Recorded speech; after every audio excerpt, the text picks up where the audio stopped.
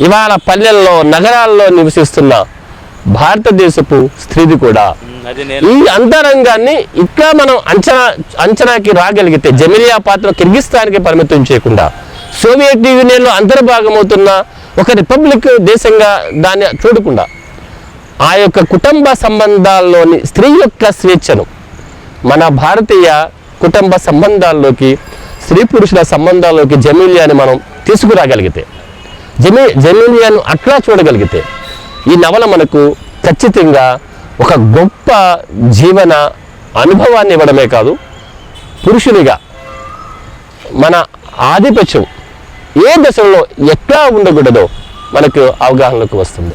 అక్కడ ఉన్నటువంటి సామాజిక స్థితిగతులకి మనము తెలుగు ప్రాంతానికి చెందినటువంటి వాళ్ళంగా ఆ నవలని మనం ఓన్ చేసుకోవడానికి ఉన్నటువంటి కారణాలు అంటే ఆ నేపథ్యాలు అంటే సోదాహరణంగా కాస్త అంటే నవలలో ఉన్నటువంటి అంశాలని మనం ఇప్పుడు సమాజంలో జరుగుతున్నటువంటి అంశాలతో కొంచెం కంపేర్ చేస్తూ ఏమైనా 2-3 మాటలు చెప్తే ఇది జమీలియాలో స్థల కాల ఆ పేర్లను తీసివేస్తే యుద్ధ నేపథ్యాన్ని ఎంతో కొంత తొలగించి చూస్తే ఇది ఒక తెలుగు నవలగానే ఉంటుంది. చాలా సారూప్యతలు ఉన్నాయి.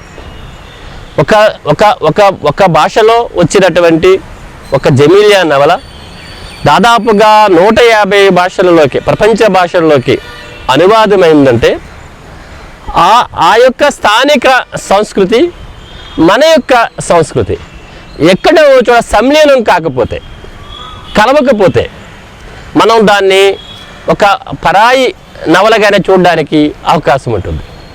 ఉదాహరణకు బెంగాలీలో రాసినటువంటి శరత్ తెలుగు సమాజానికి ఎందుకు అంత దగ్గరైనాడు అంటే అది ఒక పూర్తిగా బెంగాలీ సమాజం కావచ్చు, కానీ అతను చూసినటువంటి స్త్రీ పాత్రలు అతను సృజించినటువంటి స్త్రీ పాత్రలు మన తెలుగు గ్రామీణ నగర జీవితానికి సంబంధించినవిగానే ఉంటాయి. అట్లానే జమీలియాని మన స్థానిక సంస్కృతిలో భాగంగా చూడగలిగినప్పుడు మాత్రమే మనకి ఈ నవలల యొక్క సారాంశం మనకి అర్థమవుతుంది. అంటే ప్రధానంగా రచయిత ఇక్కడ చేసినది మౌలికంగా స్త్రీ స్వేచ్ఛాపరురాలు. ఒక యుద్ధము కొనసాగుతూనే ఉంటుంది, ఒక ఘర్షణ కొనసాగుతూనే ఉంటుంది. స్త్రీ పురుషులు ఇద్దరు పనులు చేస్తారు, కుటుంబాల్లో భాగమవుతారు, కానీ ఎక్కడా కూడా పురుషుని ఆధిపత్యం స్త్రీపై ఉండకూడదనే ఒక బలమైన ఒక సారాంశాన్ని ఈ నవల మనకి ఇవ్వగలిగింది. ఇవ్వడమే కాదు, ఆనాటి కిర్గిస్తాన్ యొక్క భౌగోళిక స్వరూపాన్ని, మామూలు కుటుంబ వ్యవస్థలో ఉన్న సంబంధాలని రాసే క్రమంలో అవి తెలుగు సమాజంలో కూడా అలాంటి సంఘటనలో మనం భాగమవుతాం. ఒక పాఠకునిగా మనం ఈ నవల చదువుతున్నప్పుడు అనేక మంది జమీలియాలు, అనేక మంది ధనియారులు, అనేక మంది సాధికులు ఈ నవల్లో ఉన్న పాత్రలు మన తెలుగు సమాజంలో కూడా కనబడతారు. అంటే ఇది ఒక సంఘర్షణపరమైనదే. స్త్రీ పురుషుల సమానత్వానికి సంబంధించిన విషయమైన పురుషుడికి మాత్రమే ఎక్కువ స్వేచ్ఛ కావాలి, స్త్రీకి స్వేచ్ఛ లేదు అనే ఒక తరతరాలుగా వస్తున్న ఒక సాంప్రదాయిక కుటుంబ వ్యవస్థ ఏదైతే ఉన్నదో దాన్ని 58లో చెంగిజ్ ఐత్మాతోవ్ యుద్ధము, శాంతి, ప్రేమ, సమానత్వం అనే 4 విషయాల పట్ల కేంద్రీకరిస్తూనే పురుషుడికి కాదు స్త్రీకి కూడా ఆలోచించే స్వేచ్ఛ ఉన్నది. తన హృదయం ఏది చెబితే అది చేసే స్వేచ్ఛ ఉన్నది. కుటుంబ వ్యవస్థని, కుటుంబాన్ని, సాంప్రదాయాలను, స్త్రీని తొక్కిపెట్టే సాంప్రదాయాలను కాలదన్ని తాను నచ్చినట్లు జీవించే స్వేచ్ఛ ఉన్నది అని జమీలియా మరొకసారి గుర్తు చేసింది. అది బహుశా 58 నుండి ఇవాటి వరకు అది మనకి గమనంలో ఉంటున్నదే.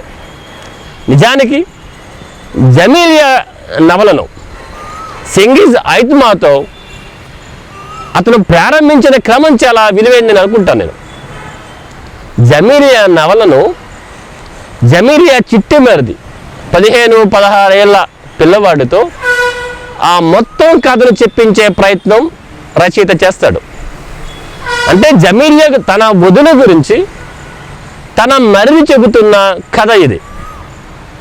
తన వదిన ఏ దశలలో ఎట్లా ప్రవర్తించింది, ఒక ఆత్మవిశ్వాసం కలిగిన స్త్రీగా, ఒక ధైర్యవంతురాలైన స్త్రీగా, ఒక శ్రామికురాలైన స్త్రీగా తన వదిన ఏ దశల్లో ఎట్లా ప్రవర్తించిందో చెప్పడమే కాదు అతను చేసిన పని.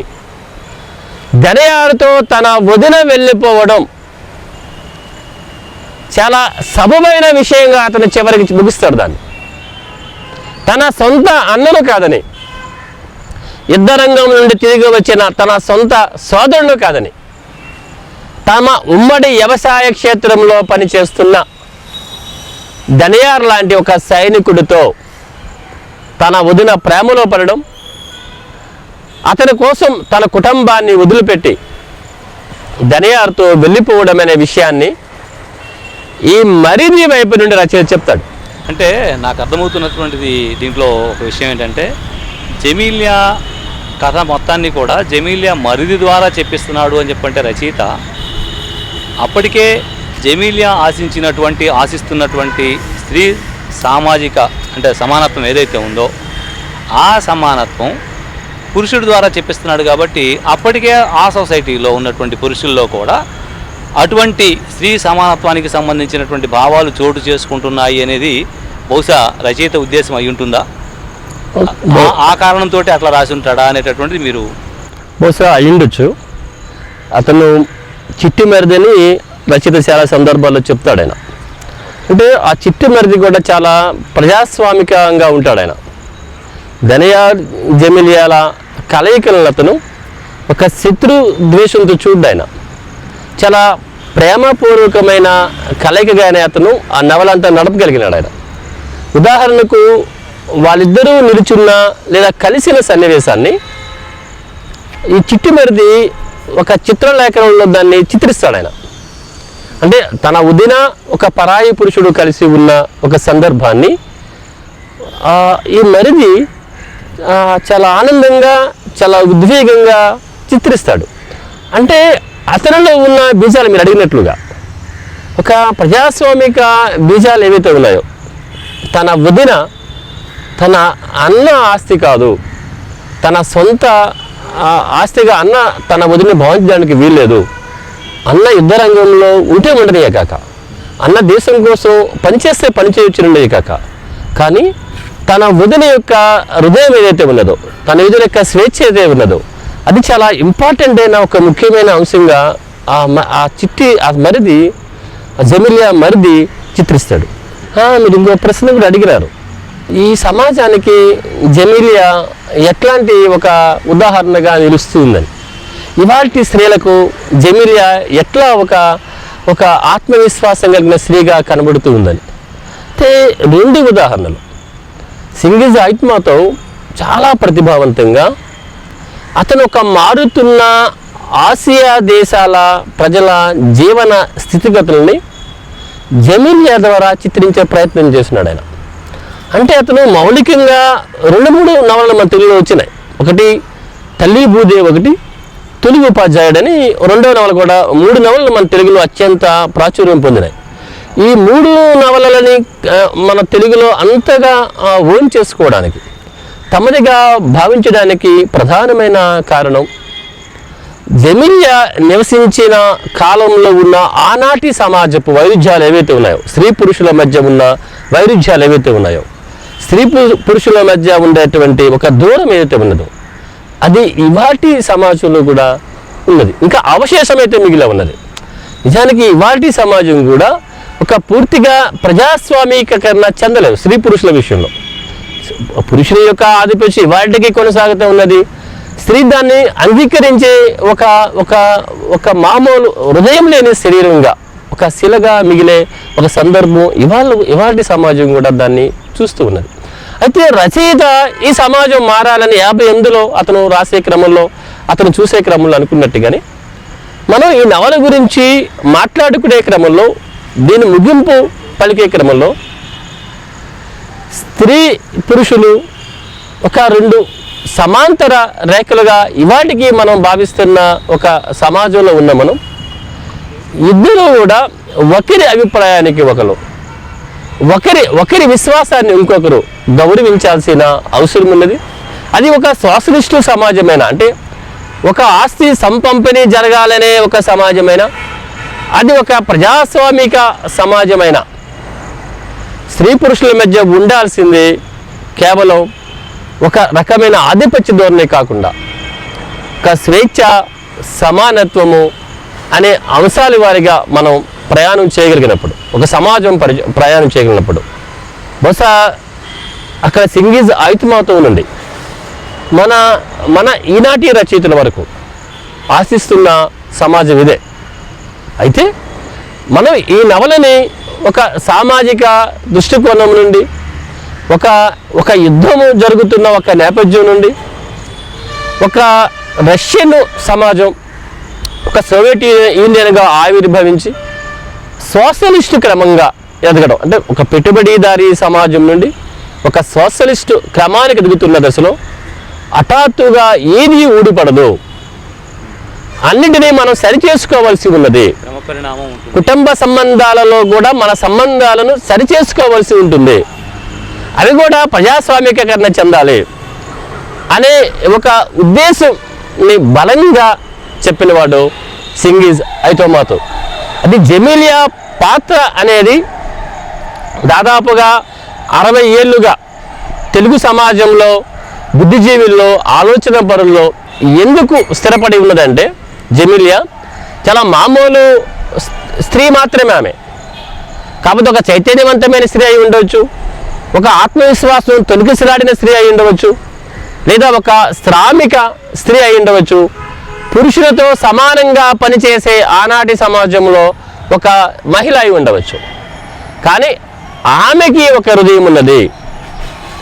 ఆమె సహచరుడు నుండి తను ఇష్టపడిన, తను ప్రేమించిన దనియార్ అనే ఒక సైనికునితో తన మిగిలిన జీవితాన్ని గడపాలనే ఆలోచన ఉన్నది అనే విషయాన్ని రచయిత చాలా బలంగా చెప్తాడు. అయితే ఆనాటి సమాజము, ఈనాటి సమాజము పెద్దగా మార్పులకు గురైన అనుకోవడంలా నేను. ఇవాటి కూడా మనం నిజాయితీగా, నిర్భీతిగా చెప్పుకోవాలంటే ఈ సంశయము, ఈ ఆందోళన స్త్రీలలో ఉన్నది. అటు కుటుంబ సంబంధాలను తెంచుకోలేక, ఇటు తమకు నచ్చిన ఒక జీవితాన్ని కొనసాగించలేని ఒక రకమైన సందర్భంలో స్త్రీ నిలబడి ఉన్నది. అందుకనే తెలుగు సమాజం ఇవాటికి చలాన్ని చదవడానికి, చలాన్ని స్వీకరించడానికి కారణం చలం స్త్రీ యొక్క ఈ అంతర్మదనాన్ని చాలా బలంగా తన రచనలో నిరూపించగలిగినాడు, తన రచనలో ప్రవేశపెట్టగలిగినాడు. ఇది మొత్తంగా ఇది పై భౌతిక అవసరాలు మాత్రమే కాదు, భౌతికపరమైన ఇష్టాలు, సుఖాలు మాత్రమే కాదు, స్త్రీ అంతరంగానికి కూడా సంబంధించిన అంశమని రచయిత సింగీజ్ చెప్తాడు. చాలా బలంగా చెప్పే ప్రయత్నం చేస్తున్నాడు. అయితే నేను నవలంతా చెప్పిన తర్వాత, నవలలో సారాంశం చెప్పిన తర్వాత, రచయిత కృషిని లేదా అనువాదకుడి కృషిని కొంత చివరగా ముగింపులో మాట్లాడుకుంటే బాగుంటుంది అనుకుంటాను నేను.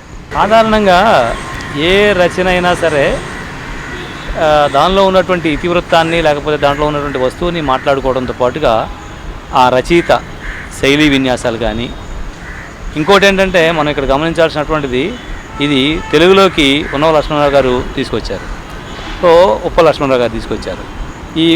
ఆయన తెలుగులోకి తీసుకొచ్చినటువంటి ఆ రచనా శైలి కానీ, అంటే మనం ఎట్లాగూ మూలాన్ని మనం చదవలేకపోతున్నాం కాబట్టి అనువాదాన్ని మాత్రమే చదువుతున్నాం కాబట్టి ఆ అనువాదం ఆ మూలానికి దగ్గరగానే ఉండి ఉంటుంది అనేటటువంటిది అప్పట్లో మనకు వచ్చినటువంటి సమాచారం కూడా. సో దాని మీద ఏదన్నా 1-2 మాటలు చెప్పేసి మీరు ముగిస్తే బాగుంటుంది అనేది నా ఆలోచన. జమీలియాలో సింగీజ్ గ్రామీణ ప్రాంతంలో పుట్టడం కారణంగా ఆ గ్రామీణ మాండలికాన్ని చాలా బలంగా పట్టుకున్నాడు ఆయన. జమిలియాను కూడా ఆ విధంగా నడిపినాడు. అంటే అక్కడ ఉన్న సైఫ్ మైదానాలు ఎంతసేపు ఆయన నవలలో స్వైప్ మైదానం అనేది చాలా బలంగా వస్తూ ఉంటుంది ఆయన నవల మొత్తంగా చూసినప్పుడు. లేదా అక్కడున్న స్థానిక నదులు, పర్వతాలు, కొండలు, సహజమైన ప్రకృతి వర్ణన చాలా బలంగా పట్టుకున్నాడు సింగిల్ జైత్మాతో. అయితే దాన్ని అనువాది చేసే క్రమంలో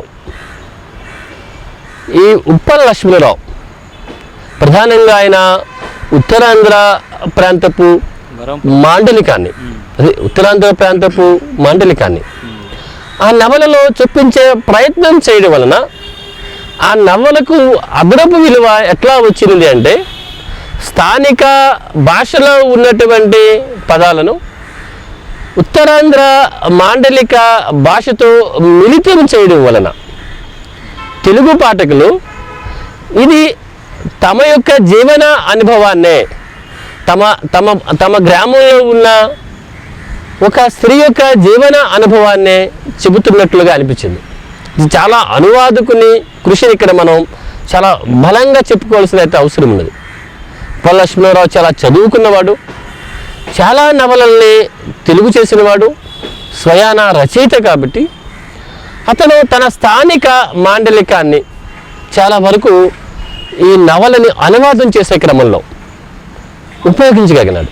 అందుకే ఈ నవలకు ఒక అదనపు విలువ ఒక మూల